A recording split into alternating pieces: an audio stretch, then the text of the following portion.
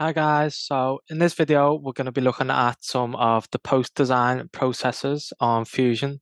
So this video is going to have a particular focus on the rendering workspace, how we can turn some of those designs into a photorealistic render. So let's jump into Fusion and give it a go. So once we're on Fusion, we can then start working on some of the post-design processes.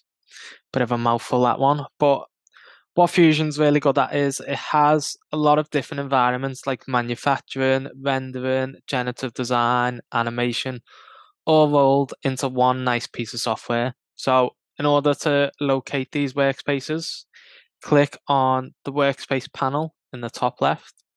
So today we're going to focus on the rendering environment. So straight away, what it's done is it's changed our workspace, and we've got these different tools along the top, and it's also changed how it visualizes our design slightly. So what it's doing now is it's giving it more of a actual clear look on what this product might look like in a real world environment. So again, we're going to work using our left to right along the top. So we're going to start with appearance. So the first thing it's going to ask us is, what are we applying that appearance choice to? Are we applying it to an entire body or component, or just a single face? So in order to change between the two, simply just check which one it is that you want to include. So once we've chose what we're going to apply it to, you can then look through these folders down at the bottom. So what this window is showing us is like a big database full of different appearances that we can then choose to add to our model. So they're in separate folders. Sometimes you might have to go within one folder and then there'll be subfolders within that. So let's just go with a nice carbon fiber, bit of an expensive one, but hey, we're worth it. So to add a material, simply left click and drag and drop it onto the face or component that you're adding it to. So straight away, you'll see that that's changed. Once you've added the material to a part of your design, it will appear in this window here. So I like the look of this carbon fiber, but it's not quite perfect. So the way you can do this and work around that is, if you find the material that you've added, then you can right click on it and do edit. This will open up this small little window next to it, and it'll allow you to change that. So I'm going to go for a nice red carbon fiber because I'm a Liverpool fan. I'm from Liverpool, so anything red, in my opinion, is perfect, but you might disagree. And if we go to advanced, it allows us to change that a little bit more. So it might be that you want a slightly different weave on your carbon fiber. It might be that you want it to be slightly rougher. So you might want to drag this up slightly. I might want a slightly more reflective carbon fiber. I might want to change that roughness again. And you can play around with those until you get it how you want it to be. So I'm quite happy with that. So I'm just going to click OK. And then once you've done that and you've got all your materials, you can simply click close down at the bottom right. So in terms of the coursework for the students on this one, if you get the students to talk about things like product research, maybe some market research, and you can get them to evidence why they've chose certain colors, it just really boosts up those grades in terms of the OCR feedback. Just to warn you as well, there are some materials in there that aren't quite realistic for your designs. So I think in one of the subfolders, there's things like water, air. So obviously trying to make a work and speak out of air isn't really that feasible. So just be aware that students might decide to try and be funny and select a few of those. So now that we've got our appearances and we're happy with that, we're going to move along and we're going to select scene settings now. So this window, again, it's just going to give us a load of different parameters to change. This is all just to do with how we want our background to look.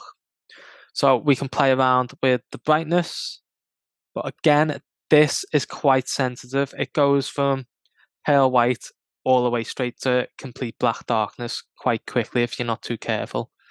So if this happens, what I'd suggest doing is if you select the numbers in the box and just type in 1,000, that's just a good base to go off. You can also change the position of the ground by clicking on this symbol. So you can move the ground up or down. Obviously, moving it up is going to cut through your model, and moving it down is going to mean your model's floating. So you can change that by going into this box, and I'm going to set it as 0 again. You can also rotate your model, and you can change that ground scale. So how big do you want those features on the ground to be? If you feel like you've gone too far astray, you can also just click reset and it will just restore those back to the default. Once you've selected that, just click position again. You can also choose to flatten your ground, or you can have some sort of reflection on the ground as well.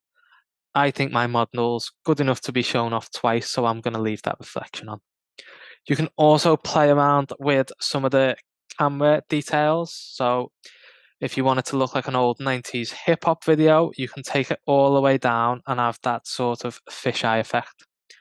I'm just going to leave it on this nice, reasonable sort of focal length.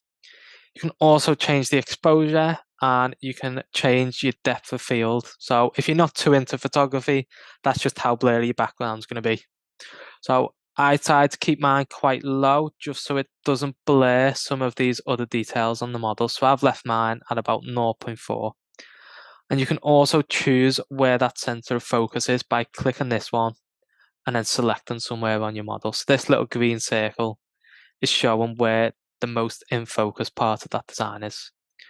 If you find that you've set some details and some aspects in this that you really like and want to use again, you can save those factors as a default, which I think is really good. If you feel like you've gone too far astray again, you can also do restore default and it will just jump you back to how it was when you first went over to the render. So the last thing I'm going to show you in settings is background.